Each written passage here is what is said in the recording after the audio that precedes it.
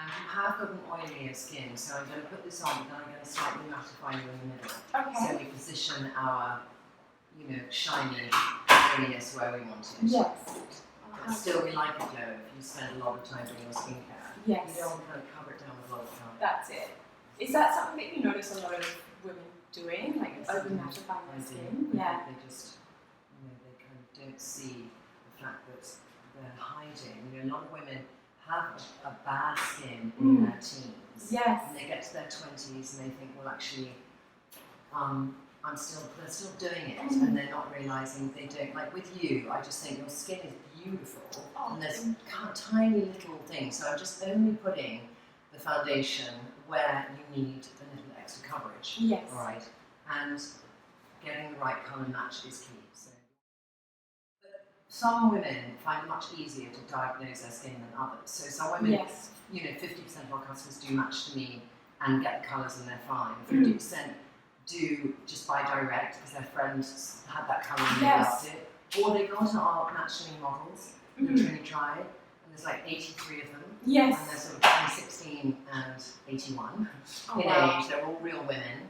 They all were kind of following me on Trinny, they came to us through the community of women who are kind of becoming part of that community. Yes, definitely. And they have a basic essentials look, and then they have a makeup look, so you can look and think, actually, I'm like that woman. So it's another way to get the confidence to women. So my mum loves you like this. My friends love you. Everyone loves you in my life. And I was talking to my mum, and she's in her 60s, and she was just saying how wonderful it is to actually see women that look like her. Yeah. As opposed to like 19-year-old models. And yeah, I think that's such wonderful thing about your YouTube and your brand is just that you can watch all the videos of people that you have such variety of age and ethnicity, and everyone just looks. You can find someone that looks like you. Yeah. I think that's so important, and I think also for it's very unusual for a mother and daughter to shop in the same place. Unless you're French, if you're English, some women follow their mothers, have a really close relationship with their mother. But because there's sort of boys in between, they didn't go shopping much with their mum. Maybe their mum never wore makeup, and they do. And English girls tend to really make up their own mind, whereas French girls listen to their mum. American girls go to the nail bar and the waxer of their mum, but they might go to the girlfriends for their other advice. Yes. As nations, we work different ways how we grow up and learn the rules of makeup and the rules of skincare. That's so interesting. What do you think about Australian women? Like, did they follow a particular? I think Australian women generally, there's a whole mixture because there's that real naturalness amongst Australian women. Yes. There's not trying too hard, but then there's now I think there's much more sophistication from when I was here 10 years ago. Yes. So I am seeing a change in that, and I'm seeing women wearing more glitz, wearing more colour, wearing more makeup, less Crocs and fake tan. Definitely, yes. So I think to me that's kind of a great transition. Close your eye, and everything to me, you should just put it on with your finger. Yes. And just a really natural look. And a natural look for some girls has gone from just a tiny wash of colour to a flick. Yes. But a flick for the sake of a flick. Yes. For the fashion of a flick. And I think just taking a colour that just makes your eyes look beautiful. Oh, that's so beautiful. And just in a second, that's what I want women to be able to do. Yes. And women either who've learned lots of makeup or women who never knew how to do it, there. And then with blush, you really need blush. Yes. And some women have some pink tone in their skin and get scared of blush. And you also have a broad heart-shaped face. So where you put blush is not so easy to do or work out where than not. Some women with your face shape on a decade of your decade in your early 20s would do that sort of maybe 90s blush. But I want to do just a little apples of the cheeks. Yes. So I'm going to do that with one called Electra. Gorgeous. And it's just a kind of like a peony. And I'm just going to slowly build it up. And for me, I go to quite high up near your eye because blusher to me should bring the colour of your eye out even more. Interesting. And I use it for that purpose. It should be where you naturally flush. It shouldn't be sort of like a mad statement on your face. Yeah. So how should a woman know where to put blush? I think depending on your shape, it's important. But if you think where are you sort of plump, but your cheekbone is meeting the plumpness? Yes. So that's there. Yes, You. right, yeah, that And makes sense.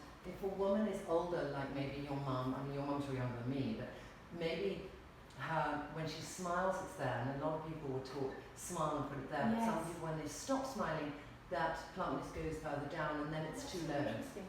So don't smile. Okay. Just, you know, feel Don't for that smile. plumpness. Just there. It's like when your cheek comes up and starts to go into your eye. Yes. At that point, to me, is a really good place to put blush. That's so. And I hear you say like how women they're known to apply their makeup in a particular way, and then it never adapts as they age. So like, when do you think should it be? Every decade? You know, every milestone has a birthday. I think it's I mean, every decade is great. I think just looking at eras, you know, there's some very definable eras of makeup. Like 80s was I can tell an 80s face in a flash, whereas a 2000 face might be more timeless. Yes. So there's certain faces that really feel they're defined by an era more than others. Yes, definitely. So in terms of like red lips in general though, because I feel like a lot of women are nervous about red lips. Yeah. What would you say? Do you think there's a red for every woman? I think there is. You know what I think actually? I think there's a bright for everyone. Not necessarily a red. Not necessarily a red. Okay. So these are kind of bright lips that we do, and some are cool, and some are warm, and some are neutral. Right. So when I look at you, you sort of live in, I would say, neutral, because you have a bright green eye, you've got peaches and cream, slightly warmer skin, you've got tiny little nocturnal hair. So if you had a cool blonde hair, you'd then be cool. Yes. So you would then go towards the kind of pookie. But you can wear this colour pookie, but a cool woman sitting over here Yes. would really wear that Yes. well. Yeah. And then the tomato doesn't sit with you because it's a bit too warm. Okay. Okay. Whereas the Valentina, which is this true red, is just amazing on you, and I love that because there's this sort of sharpness and brightness.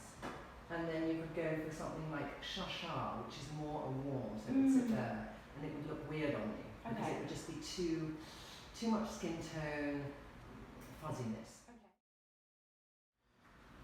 It's like this is a colouring book because you have the most amazing lips to make up. Oh, you really do. So that's a bright lip, and then what I'm going to adapt to the blusher too. Oh, that's gorgeous. Is that It's so pretty. yeah, and because you've got that, if you don't hold that up, what I do is I just take that tiny bit from my finger, and I need to introduce that colour to your cheek very gently. Otherwise, you'll be hit by lip. Yes. So just look at your face now, and then I'm just going to put this up a little bit further. I'm just going to go like that, and just get that tone amplified on your cheek. And it just, you'll notice, make